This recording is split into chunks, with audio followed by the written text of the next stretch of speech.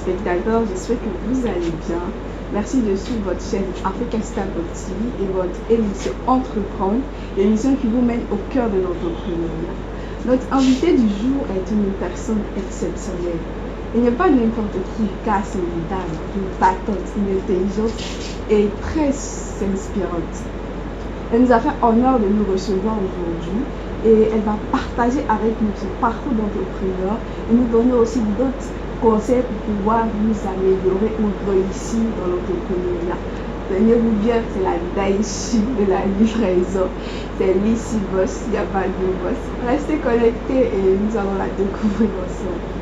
Bonjour Madame Lissy Boss. J'espère que vous allez bien. Très bien, merci de nous avoir reçus aujourd'hui. C'est un réel plaisir pour moi d'échanger avec vous ce matin. Alors dites-nous, qui est la Daichi de la livraison? Alors, à l'état civil, je suis Cynthia Alice Cano, mais sur les réseaux, on me connaît bien sous le surnom de Lissy Boss, Daichi de la livraison, tout ce que vous voulez, au DHL ivoirien. Je suis une jeune dame de 31 ans, j'aurai 32 ans dans quelques jours, le 13 septembre. Et je suis entrepreneur dans le domaine de la livraison. Mon histoire est belle, elle est particulière parce que voilà, j'ai démissionné, je me suis installée à mon propre compte. On va en venir. À la base, on dit que vous êtes très jeune et vous avez pu vraiment vous imposer dans ce domaine-là. Vraiment bravo à vous et j'espère que nous, chers téléspectateurs, j'ai envie de dire que je ne suis pas très jeune, 31 ans. Mais vous avez, depuis 2018, vous avez commencé. Oui, quand même. Dans l'entrepreneuriat, oui, franchement. Alors, vous êtes présentée, merci. Et aujourd'hui, vous êtes la fondatrice de Lissy Boss. Et vous avez un BTS en gestion commerciale sur le pas. Donc, ok, que nous racontez un peu votre parcours scolaire. Je veux juste savoir si Lissy Boss était brillante ou bien brillante, je dirais oui, j'ai fait c'était à 3 ans. Donc, elle est quand même depuis toute petite. Bonne à l'école, première de classe, parmi les 5 premiers. Et jusqu'en terminale, j'ai le BPC, j'ai fait le lycée municipal à Djamé, j'ai eu le BPC là-bas. Et j'ai eu le bac au lycée technique à Abidjan. Donc voilà, normalement j'ai été orientée en anglais. Ça c'est vraiment à vous que je dis ça. Ça n'a rien à voir. Oui, ça n'a vraiment rien à voir avec la comptabilité parce que j'ai un bac G2. J'ai été orientée en anglais, j'ai un bac 2010 et malheureusement avec les tensions sociopolitiques, on a fait 1 an à la maison. Et donc pour ne pas perdre encore une autre année, j'ai décidé de faire un BTS en gestion commerciale. Et donc voilà, j'ai eu un BTS en gestion commerciale et à cause de la réalité de ma famille, je me suis tout de suite lancée, j'ai commencé à travailler juste après mon BTS. Vous avez même emboîté le pas, si j'allais vous demander, vous étiez, je vais dire, employé quelque part, vous avez commencé à travailler et vous avez décidé de démissionner. En fait, on se pose des questions pourquoi. Parce qu'il y a des personnes qui se disent que nous sommes au chômage, que nous cherchons au travail, et vous démissionnez pour vous lancer en entrepreneuriat. Alors, avant de revenir sur cette question-là, il faut dire que j'ai quand même fait beaucoup de petits métiers. J'ai géré Orange Money, j'ai travaillé dans un call center, j'ai travaillé dans une école. Franchement, on va dire, je me suis cherchée. Et j'ai passé un test de recrutement dans une microfinance que je vais taire le nom. Vous imaginez, j'étais habituée à des salaires de 70 000, 80 000 et je me retrouve employée dans une grande microfinance avec tout ce qui va avec. Donc c'était vraiment la bonne opportunité, c'était vraiment l'Eldorado pour moi. Malgré ça, vous décidez de partir. Oui, en fait, c'est pour ça que j'ai commencé par là. Alors, disons que chacun de nous dans la vie a ses objectifs. Moi-même, je ne sais pas comment je vais vous expliquer que je suis bon de nature. Chez nous, on ne fait pas une ethnie commerciale. Dans ma famille, il n'y a aucun commerçant. Moi-même, je ne sais pas comment je suis arrivée là. C'est que c'est difficile. Mais depuis toute petite, j'ai toujours voulu être commerçant. J'ai toujours voulu... C'est une passion. J'ai été inspirée par quelqu'un. Donc voilà, j'avais une tante au quartier qui vendait et pendant les vacances, j'allais l'aider. Donc je me suis vue en train d'aimer cette activité-là depuis, je pense, la classe de 3e. Mais voilà, comment dire ça à mes parents? Non, donc on a continué l'école et puis voilà, on a voulu quand même atteindre un certain niveau pour pouvoir par la suite basculer. Tu pourrais dire quand on veut, on peut. Vous avez évoqué le point des parents. Lorsque vous décidez de partir, parce que un parent qui a mis son enfant à l'école, c'est payé jusqu'à ce qu'il ait un travail, il veut démissionner. Forcément, ça ne sera pas facile. Donc, quelle a été la réaction de vos parents? Alors, j'ai un pincement au cœur parce qu'aujourd'hui, revenir sur ce sujet-là va me rappeler mon papa qui est décédé après mon premier BIM sur Live TV. Donc, voilà, ça a un peu un gros choc pour moi. Mais franchement, mon papa n'était pas très d'accord. Moi, j'ai démissionné sans dire à mes parents. Donc, mon papa, du jour au lendemain, commence à me voir. Il ne me voit parce qu'à l'époque, je louais une maison à Macquarie. Donc, il me voyait régulièrement ici, 1 semaine, 2 semaines, 3 semaines, jusqu'à me demander un jour, mais il dit donc toi tu travailles plus. Je dis non, j'ai démissionné. Bref, je ne veux pas revenir sur certaines choses, beaucoup de choses ont été dites quand même, voilà, mais on va dire que je n'ai pas eu le soutien de mes parents quand j'ai démissionné à l'époque. Et de vos entourages? Après, de mon entourage, on crie, je ne veux pas vous choquer, mais on va dire, on s'en fout un peu. L'entourage, c'est pas, on ne regarde pas forcément l'entourage, c'est vraiment les parents. Vous imaginez entendre ton papa dire que mais c'est vraiment, voilà, c'est quelque chose que tu n'aurais pas dû faire, jeter certains mots. Mais donc, tu es plus choqué quand ton papa te dit ça. Ton papa qui a toujours été, moi dans mon cas, mon papa a toujours été fier de moi. Moi aujourd'hui, quand je m'assois et je dis à quelqu'un que je suis intelligente, je crois fermement que je suis intelligente parce que depuis que je suis petite, mon papa m'a toujours dit tu es intelligente, ma fille. Et donc moi j'ai grandi avec ça. Quand on me dit, et je ne veux pas choquer les gens, quand on me dit je suis pas belle, moi je m'en fous. Mais quand on me dit que je suis pas intelligente, voilà, quand les gens ne me pas quand on est frappé quelqu'un, c'est vraiment parce qu'il m'a dit que je suis pas intelligente. Donc vous imaginez, mon papa m'a inspiré, mon papa m'a appris certaines choses. Donc que ces personnes-là me disent que tu n'aurais pas dû le faire, moi je crois en ça. Donc, un ami, je ne banalise pas l'amitié, mais j'estime que mon papa a plus d'influence en fait sur moi qu'un quelconque ami, une quelconque amie. Moi, ce que je comprends là, ce que je veux dire aussi aux internautes et aux filles comme vous, c'est que ne pas se baser sur sa beauté physique pour pouvoir obtenir quelque chose. Mais c'est tout ce que je retire et tout ce que... Non, c'est pas forcément ce non, que je comprends ce que vous dites, mais je veux faire ressortir ce point-là parce que vous l'avez évoqué. Voilà, je veux juste la faire ressortir. C'est que vous êtes belle, mais ne comptez pas sur votre beauté. Vous avez un cerveau, comptez là-dessus et travaillez. C'est juste ce point que je voulais faire ressortir. Bon. Et excusez-moi, je veux revenir encore sur ce point. Excusez-moi beaucoup avec papa. Mon père à son âme, on demande à Dieu que sa destination finale soit le paradis. Lorsqu'il n'a pas accepté votre décision, il ne savait même pas quand il a appris. Est-ce que vous avez pu, avec le temps, le convaincre? Disons qu'il s'est convaincu lui-même, non, on va dire ça comme ça. Je pense que mon papa est décédé le 8 septembre 2020 et mon premier BIM s'est fait le 18 août 2020. Donc la dernière vidéo que mon papa, parce qu'à l'époque, avant de mourir, mon papa, c'était difficile pour lui de se déplacer. Et donc, avant de mourir, bizarrement, ce jour-là, il est sorti, il s'est couché dans les fauteuils. Et comme par magie, il y a eu le Spotlight TV. C'était la dernière vidéo que mon papa a regardée avant de mourir. Et donc, moi, je me rappelle, j'étais pas là ce jour, j'étais chez ma soeur parce que j'étais en début de grossesse. Et tous ceux qui étaient là m'ont dit que mon papa a pleuré. Donc, et quelques jours plus tard, il est mort. Donc, j'estime que franchement, il a été convaincu avant de partir. J'aurais vraiment voulu, si on avait tous droit à une deuxième chance dans la vie, c'est que mon papa soit là aujourd'hui afin de voir ce que je suis devenue aujourd'hui. Je sais que aussi, vous regardez, très fière de vous. Maintenant, et maman? Oui, maman. Elle est fière, hein. Elle est fière, mais j'aime parler de mon papa parce que j'ai grandi avec mon papa. Je suis avec mon papa depuis que je suis petite. Donc, pour ne pas rentrer dans très privé, mais mes parents se sont séparés quand je suis très petite. Et donc, j'ai vécu toute ma vie avec mon papa. So, je suis plus habituée à mon papa. Mais elle vit, elle est fière de moi, on est en contact, voilà. Donc, vous avez fini, vous avez démissionné de votre poste. Pendant ce temps, je suppose que vous avez fait des petits métiers.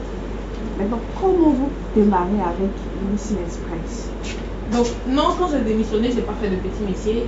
Quand j'ai quitté l'école, oui, j'ai fait des petits métiers jusqu'à rentrer là où, dans l'institution, j'ai travaillé. Et quand j'ai démissionné, automatiquement, j'ai commencé à faire de la vente.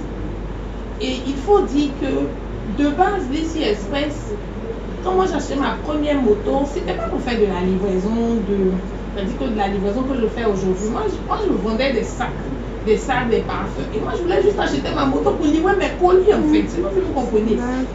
C'est pour moi, il n'y a pas acheté ma moto dans le challenge d'aller faire la livraison des gens. Avec le temps. Moi, je voulais juste livrer mes colis pour me faciliter la tâche. L'ironie du sort a été que quand j'ai acheté ma moto, les choses ne se sont pas passées comme je le souhaitais. Je sponsorisais ma page, mais je n'arrivais plus à avoir de colis. Et donc, c'est à ce moment-là maintenant que moi, j'ai décidé de me reconvertir. C'est-à-dire, voir une amie, deux amis. Ah, si tu as des colis, il faut m'appeler, j'ai un livreur qui est là, qui fait rien. C'est comme ça que c'est venu. Sinon, à la base, moi, je n'ai pas acheté ma moto pour démarrer une société de livraison, pour franchement dire la vérité. Mais c'est, voilà, je me suis retrouvée là parce que, bon, au début, j'avais moi le besoin, et au fil du temps, j'ai commencé à avoir le besoin chez les autres. Et être entrepreneur, c'est répondre à un besoin. Donc, à force de répondre aux besoins d'une amie, d'une autre amie, ainsi de suite, on a mis sur les réseaux sociaux, on voit que les gens, à l'époque, il n'y avait pas assez de sociétés de livraison comme maintenant. Donc, vous vous imaginez, et disons, je sortais tout droit de la microfinance. Donc, j'avais beaucoup d'amis avec qui j'avais travaillé, avec qui on était amis sur Facebook. Et donc, ça me donnait une certaine petite bonne réputation parce que les gens vont sur ton profil, ils regardent un peu qui tu es, pour être sûr que tu ne vas pas les toucher. Donc, voilà un peu comment ça a commencé. Les gens commençaient à me confier leur colis. Puis, j'ai commencé à me dire, ah tiens, apparemment, ça là. Mais à l'argent des bon, je ne dirais pas l'argent, mais à l'époque, c'était pas l'argent, disons, c'était quelque chose, je dirais, c'est pas à négliger. Vous êtes sûr? Oui, je suis très sûre. Donc, j'insiste dessus jusqu'à 2020. Pour moi, la livraison, c'était pas l'activité dans laquelle je me voyais avoir de l'argent. Jusqu'à 2020. Jusqu'à 2018 à 2020. D'accord. Donc, forcément, pendant tout ce temps-là, je dis que vous avez rencontré des difficultés. Sûrement. Parce qu'un parcours d'entrepreneur, il y a tout, c'est toujours rempli d'épines, comme on le dit. Donc, quelles sont ces difficultés-là que vous avez rencontrées? En fait, le problème, pourquoi je souris, parce qu'on a tendance à croire que c'est au début qu'il y a les difficultés. C'est ce qu'en général on se dit, et c'est le rêve que beaucoup de personnes vendent aux autres. Quand vous allez commencer, ça va chauffer, et arriver à un moment, ça va faire le bim. Le truc est que même quand tu fais le bim, tu as toujours des difficultés en fait. Donc, les difficultés, on en a toujours. Même tout de suite, je peux vous dire qu'on a encore des difficultés. Peu importe le niveau où vous allez arriver, il y aura toujours des difficultés. Maintenant, pour répondre à la question, oui, on a eu des difficultés par le passé. On continue d'en avoir. Mais disons qu'avec le temps, on s'aiguise jusqu'à ce qu'on devienne plus. Qu'est-ce que vous avez répondu? Moi, je veux les difficultés en fait. Les difficultés. Même si en 2, 3. D'accord. À l'époque, ce qui choquait le plus, c'était les vols de moto. On a perdu 7 motos. Après les vols de moto, il y a eu les accidents. Les accidents eux-mêmes, c'était en juin, non? Oui. Le 29 juin, on a eu un accident très grave où on a dû opérer quelqu'un et c'était dans le milieu. C'est pour ça que je vous dis que les difficultés là, chaque jour qui se passe, on va avec. Donc, il y a les vols de moto, il y a les accidents, il y a les pertes de colis, ça continue. Il y a les colis endommagés, il y en a que vous perdez carrément, il y en a que vous endommagez à cause d'un accident, à cause d'un choc. Il y a tout ça, il y a des livreurs qui vous volent de l'argent. Je pense que l'année dernière, on a eu 2 livreurs, un qui a volé 1,3 million, un autre qui a volé, je pense, 700 ou 800 000. Un livreur qui a volé. Oui, un livreur qui a volé 1,3 million, un autre. Il y a un qui a volé en septembre, il y a un qui a volé en octobre, je crois. Et après ça, le même mois d'octobre, on a fait tomber 9 colis d'une valeur de 549 000 dans la même période là. Avec tout ça, en fait, comment vous faites? Parce que peut-être que moi, à votre place, je dirais que bon, c'est bon avec tout ça. Et vous continuez de faire confiance à d'autres personnes encore. Ouais. Comment vous faites pour supporter tout ça? Moi, j'ai arrêté de le faire pour moi. J'ai construit ma première maison en 2021. Donc, depuis 2021, moi, j'ai arrêté de faire des choses pour moi. J'ai arrêté de faire, c'est-à-dire que de croire en ici espèce pour moi, c'est plus mon challenge. C'est le challenge je parle de la chose de plus, c'est le challenge de ces personnes qui ont épousé le projet, qui sont avec moi depuis 2018-2019. C'est pour eux que moi je me bats aujourd'hui. Vous imaginez, j'ai dit à quelqu'un en 2018-2019, viens, j'ai un projet, j'ai un rêve, voilà, je peux te payer 50 000 aujourd'hui, mais dans telle année, je vais te payer 200 000.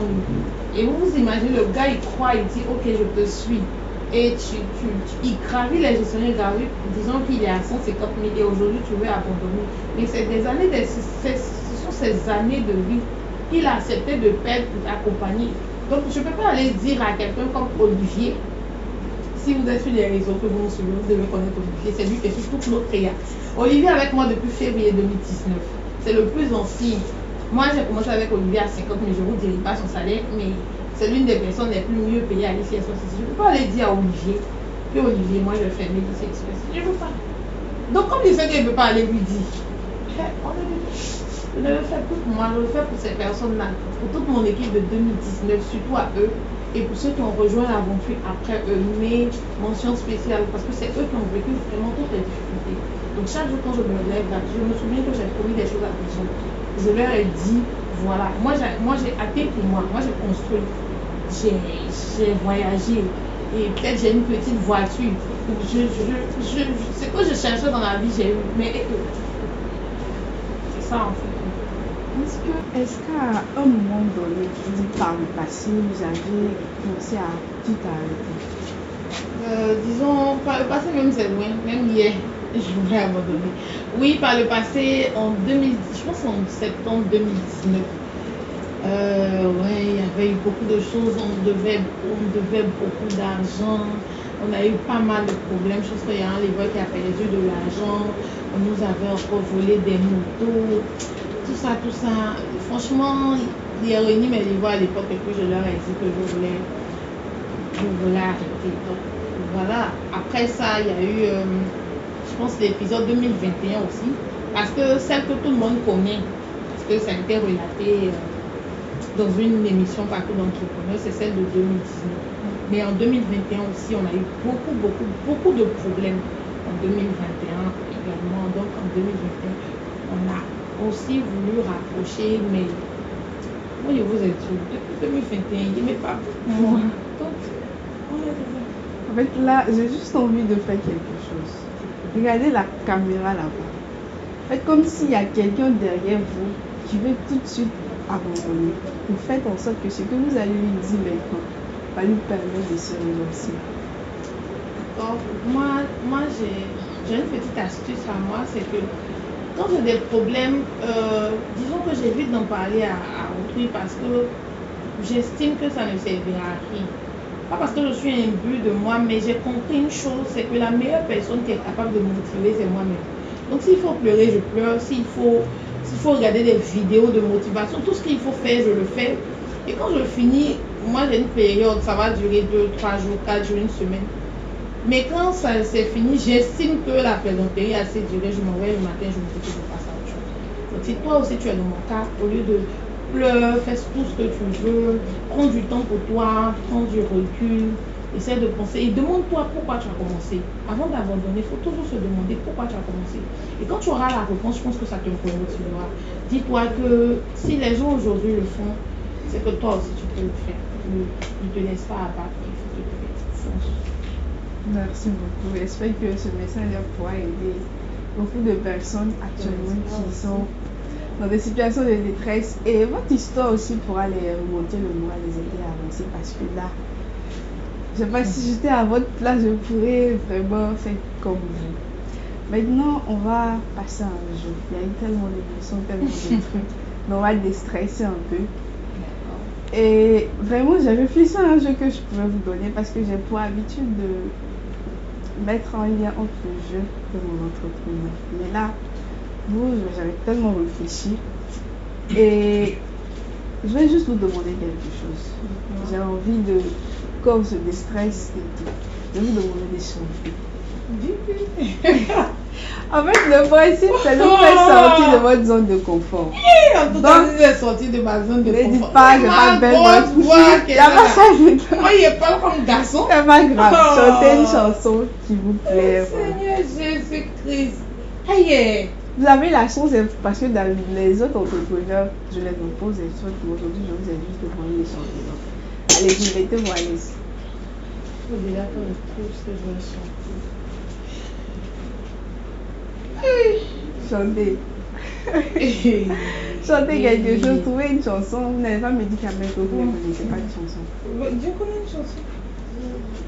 Je peux mettre le beat et puis chanter dessus, non? Il n'y a pas de souci, mais pas la, faudrait pas que la chanson.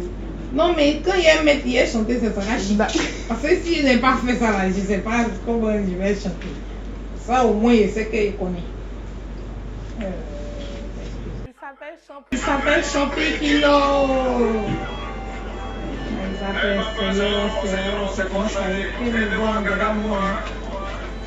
Il chante pour la nation ivoirienne, désolé. Et quoi aussi, non? C'est pas que non. Allez-y, on vous écoute, allez-y. Ah bon, attends, il veut couper la partie. Non, non. Alors je ne joue pas ta musique que je ne comprends pas. La musique ivoirienne aujourd'hui est devenue comme un dictat. Dans les personnes qui chantent les noms, tu vas chanter les noms des gens jusqu'à la fin. Tu ne composes plus des textes, tu ne fais que chanter le nom des gens. Arrêtons un peu, sinon ça nous détruira. Le coupé décalé n'est pas soudé, c'est la guerre. C'est qu'on continue, camarade. On peut pas prendre l'exemple sur les zougous qui sont soudés. Quand tu concèdes des zougous, tout le monde s'en va regarder. Oh, pourtant, c'est le coupé décalé que les gens préfèrent dans le monde entier. Mais nous, nos concerts ne sont jamais remplis. Tout ça parce qu'on n'est pas soudés. Merci beaucoup. En fait, j'ai choisi Arafat parce que je sais que vous allez me demander pourquoi la Daïchi de la livraison. Donc, je réponds en même temps parce que. D'accord. Parce que vous aimez Arafat. Ok, merci beaucoup pour ce moment-là. J'espère que ça vous a fait un peu oublier. Oui. D'accord, c'était l'objectif. D'accord, on va revenir. Alors, lors de mes recherches, j'ai vu une de vos vidéos et vous avez tenu ce propos. Vous avez dit que. Est-ce que vous demandez laquelle? La vidéo dont vous parlez qui est passée sur NCI. Non, Live TV. Live TV, autant pour moi. Et vous avez dit que à un moment donné, vous avez tout perdu. Et vous avez dit que vous n'avez pas de petite amie de mari en ce moment. Et ceux qui comptaient, ni vos parents, parce qu'ils n'étaient pas d'accord. En fait, lorsque j'ai écouté ça, j'ai eu envie de vous demander, est-ce qu'une femme doit tout laisser pour me dire que je compte sur tel homme ou bien tel homme? N'en faisons pas vraiment une polémique. D'accord. Parce que après, c'est de dire, il y a des femmes qui ne sont pas forcément entrepreneurs, qui ne sont pas forcément des femmes de métier, mais qui sont épanouies dans leur foyer. Faisons attention à ce que nous disons. Vous voyez, chacun de nous a sa vie.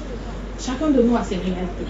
Si moi je suis une femme et que j'ai un homme qui a les moyens mais qui ne me frustre pas et qu'on n'a pas attention, j'ai des enfants et que voilà, les réalités peut-être familiales permettent de pouvoir, c'est-à-dire l'homme arrive à subvenir à la famille.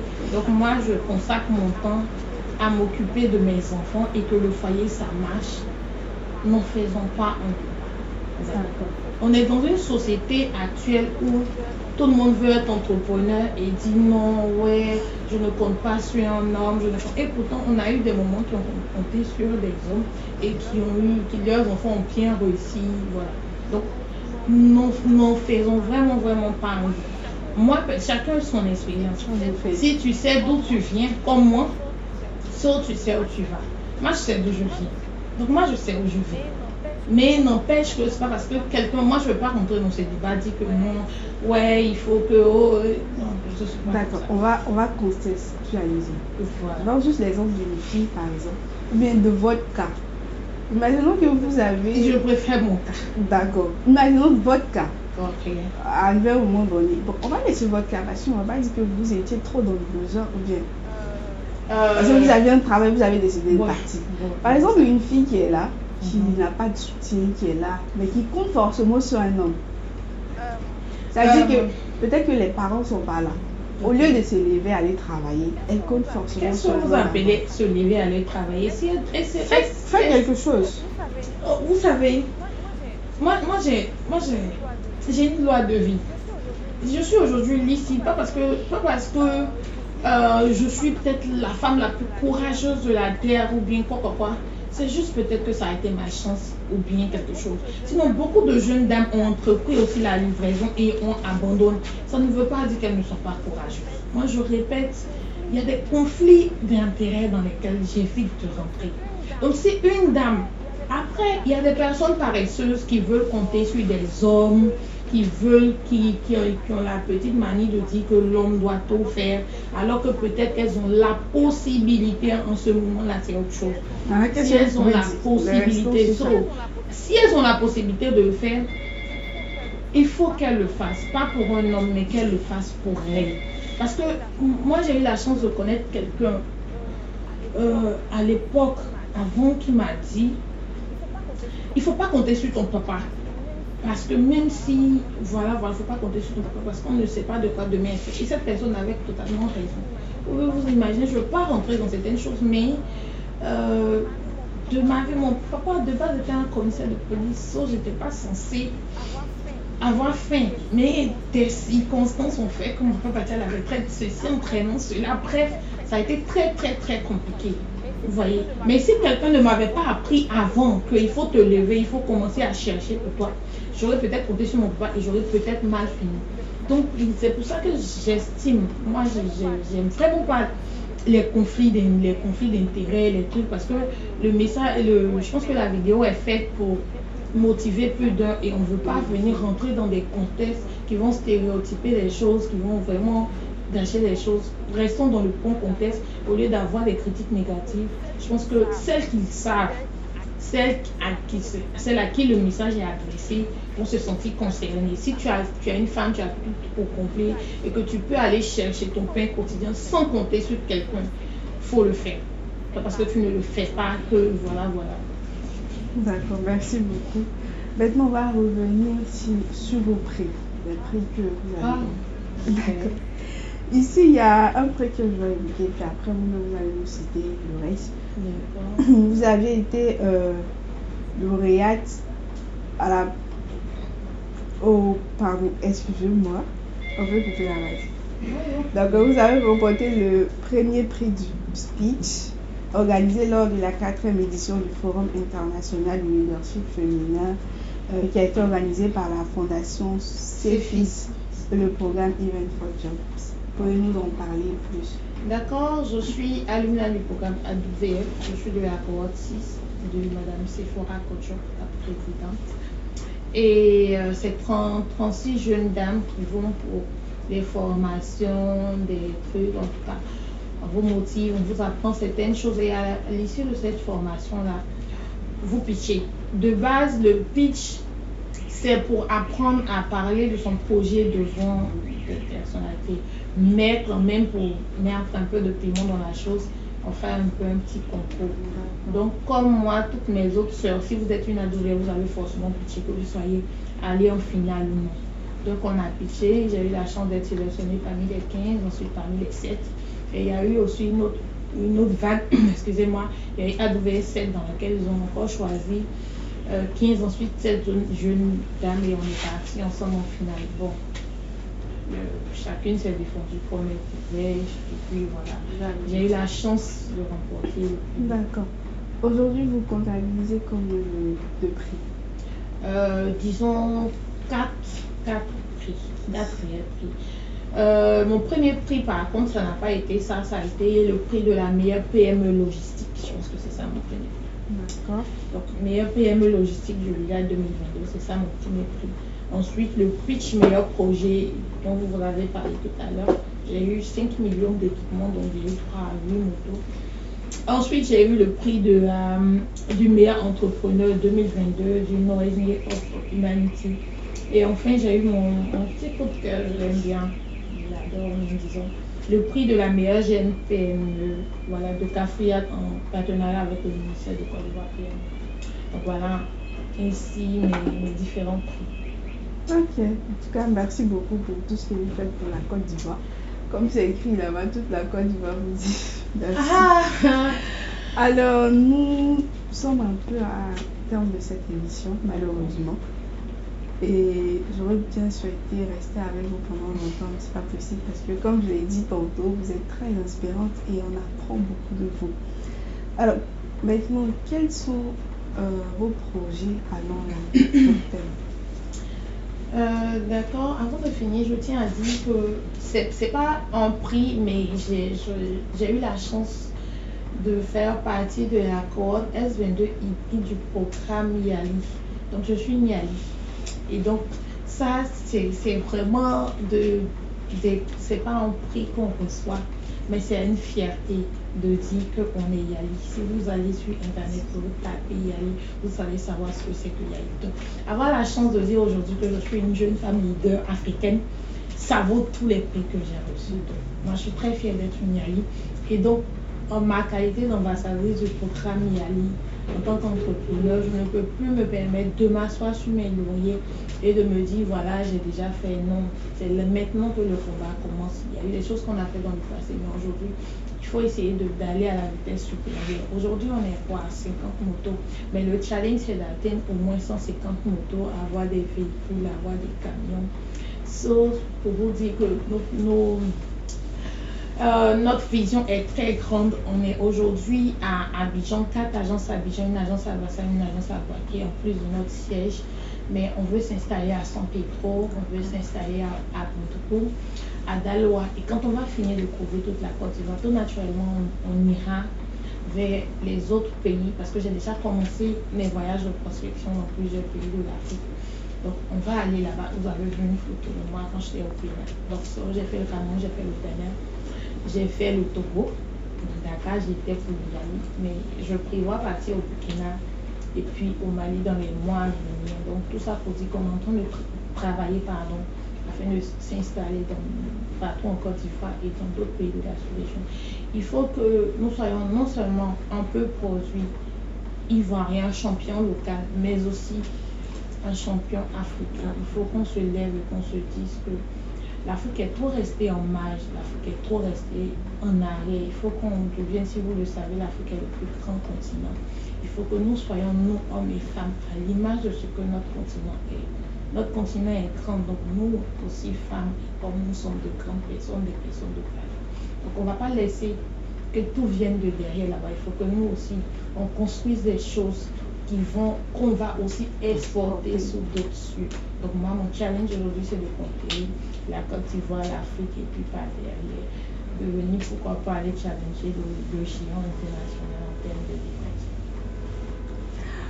Je suis sans voix. Je pense que je n'aurai pas quelque chose à ajouter sur tout ce que vous avez dit, mais ce que je peux retenir, c'est que les autres ne viendront pas travailler pour nous. Il faudrait que nous-mêmes nous devons et nous cherchons à faire quelque chose, pourquoi pas sortir, même aller en Europe, pourquoi pas. Et on espère pas, on croit que l'ICI Express dans 5 ans sera hors de la Côte d'Ivoire, hors de l'Afrique, mais pourquoi pas. Alors maintenant, je vais vous demander de regarder la caméra et donner un conseil à tous ceux qui vous suivent aujourd'hui. D'accord. Si vous êtes une jeune femme ou un jeune homme que vous ayez choisi de vous lancer dans l'entrepreneuriat, sachez que c'est vraiment pas facile. On vous dira non, dans les débuts, ça sera difficile et après, vous allez commencer à voir le bout du tunnel. Moi, je vous dis que c'est difficile tous les jours. C'est difficile tout le temps. C'est difficile. C'est-à-dire qu'il faut être résilient, il faut avoir le courage, il faut savoir même sourire dans les difficultés. Mais quand vous allez choisir, il y a une chose qui est vraie, c'est que choisissez l'activité qui vous passionne. Choisissez l'activité en fait dans laquelle vous voulez réussir. Moi aujourd'hui, chaque jour que je fais, j'ai des difficultés, j'ai des obstacles. Mais j'aime la livraison. Moi, j'aime la livraison. Ça ne me dérange pas de faire de la livraison. Ça ne me dérange pas de prendre ma voiture, aller livrer, ou bien de prendre mes pieds, aller livrer un colis. Donc, je veux réussir dans cette activité parce que j'aime. Donc, choisissez, ne venez pas faire de la livraison parce que l'ici fait, parce que non, choisissez l'activité dans laquelle vous voulez réussir, dans laquelle vous êtes passionné. Et quand les difficultés vont arriver, dites-vous que j'aime cette activité-là et je veux réussir là-dedans. Et ça va payer. En tout cas, je vous le souhaite. Un mot de fin pour finir. Le mot de fin, c'est si vos rêves ne vous effraient pas vous-même, c'est qu'ils ne sont pas encore grands. Moi, quand je faisais ma première vidéo qui m'a fait le BIM, je rêvais, j'avais même dit dans la vidéo que j'allais avoir un grand bureau avec enseigne ici Express. 3 ans plus tard, parce que la vidéo a fait BIM en 2020, quand vous passez, si vous connaissez bien le quartier dans lequel nous sommes, quand vous passez, vous voyez Kayal ici Express, mais je ne compte pas m'arrêter là. Je pense qu'on va présider maintenant un immeuble. Comme ça, quand on va refaire une autre vidéo, vous allez nous voir sur un immeuble. Je crois en mes rêves, je crois que je serai ce champion local-là. Je serai cette voix qui va parler de la Côte d'Ivoire partout dans le monde. Merci. Nous aussi, on croit en vous et on vous souhaite bon vent, tout le meilleur. Et pour 5 ans, excusez-moi, Inch'Allah, je pense que tous vos rêves seront réalisés. Merci beaucoup, Madame Missy Boss, la Daichi de la livraison, de nous avoir reçus, de nous avoir partagé tous ces conseils-là, votre histoire. Et j'espère que tous ceux qui nous suivent aujourd'hui pourront en tirer profit pour pouvoir créer quelque chose. Alors, chers téléspectateurs, merci de nous avoir suivis. Je rappelle que nous étions avec la Daichi de la livraison, Missy Boss. Il n'y a pas deux boss, c'est tout ce que je retiens. Et je vous donne rendez-vous pour un autre numéro de votre émission Entreprendre avec aussi un autre entrepreneur. D'ici là, prenez soin de vous. Bye bye.